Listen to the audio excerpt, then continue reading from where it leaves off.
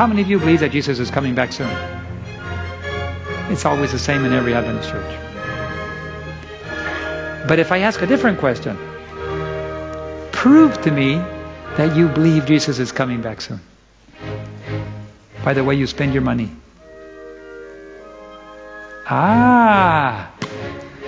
That's a little harder to do.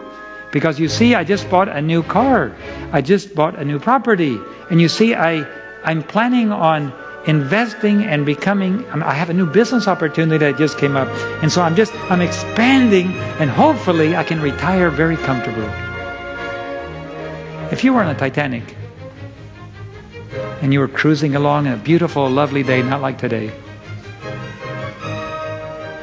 and your son or daughter had to practice their piano, and there was a piano available, would you tell them to go ahead and practice their piano?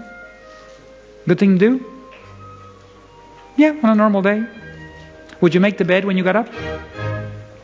Did you make your bed this morning? If you were on a Titanic and it was a beautiful day, you got up, would you just leave the bed unmade, or would you probably be a good idea to make your bed? Good idea to do your normal habits. What about washing the dishes?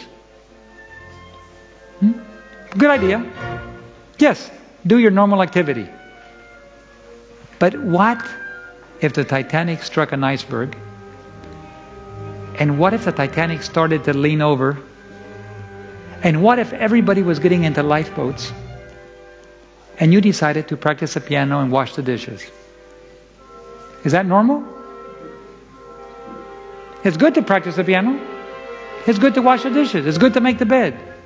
But if you're doing that, at the moment the ship is sinking, people would say, you're crazy. You do not do those kind of activities at the moment of emergency. If there is an emergency, you have to prioritize your activities. Now, you understand this is only symbolic, what I was saying. It's only a story to illustrate the fact that in times of emergency, normal behaviors are crazy. How many of you would agree with me today, that the world is in an emergency? A very fatal emergency. Can you raise your hand? That's definitely the majority. Would you agree with me, therefore, that normal behaviors today is somewhat crazy? You're riding a comfortable bus. There is air conditioning. There is food. There's TV. Everything you need. And you're going on a long journey. All of you together.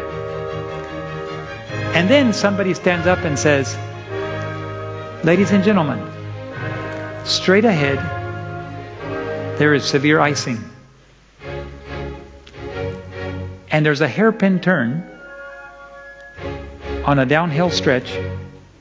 This bus will never be able to make it around that hairpin turn because it cannot brake, and it'll go right off the cliff. Those who want to survive must get off now. But the people look outside and they see it's sleeting. It's cold. There's ice outside. It's miserable. How can you survive outside? Inside here there's heat, there's comfort, there's everything you need. And outside it's very hostile. And then he said, yes, but if you don't get off now, you die. But on the other hand, if you get off now and you're not prepared, you die too. But the bus driver they look at the bus driver and say, is this guy telling the truth? Oh, says the bus driver, the U.S. government. Don't worry.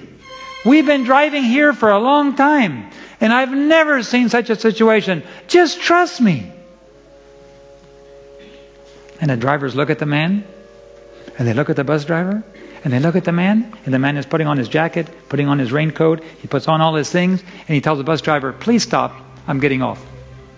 And he gets his little bag of food, and he gets his everything, and he holds an umbrella, and he has a little tent, and he got all his little things together, and the people just look as the bus stops, and the driver says, you're crazy, man, you're going out in the cold weather, you're going to die.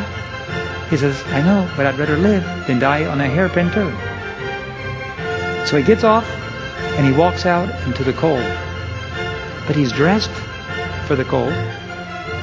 He has his right clothes.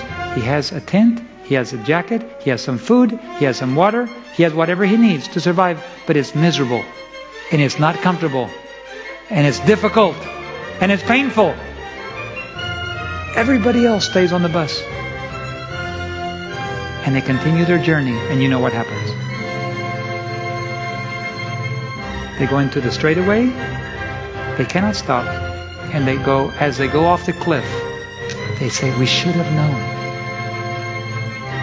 This is what the world is facing. And God sends His people, and He says, the kingdom of heaven is at hand. Get ready. Get ready. Jesus is coming back soon.